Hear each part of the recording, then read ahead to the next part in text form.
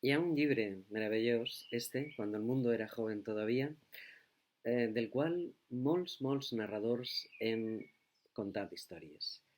I jo avui vos contaré una que m'agrada molt, que es diu Invents. I diu que el primer home que arribà a la Terra la va trobar buida.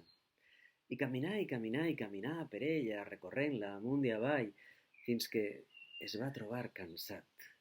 I va pensar, ací falta alguna cosa. Falta una cosa amb quatre potes i una part plana per assentar-se. I va inventar la cadira. I es va sentar a descansar. I va dir, wonderful. I va mirar cap a l'horitzó. Però després va pensar que també feia falta una altra cosa plana amb què recolzar els colzes i estirar les potes baix. I va inventar la taula. I aleshores va dir, wonderful, meravellós. I va mirar cap a l'horitzó. I mirant cap a l'horitzó va veure com venien uns núvols negres, s'alçava un vent fred i començava a ploure. I aleshores va dir, no tan wonderful, he d'inventar una cosa amb parets al costat i que tinga una cosa damunt per a poder refugiar-se. I aleshores inventar la casa.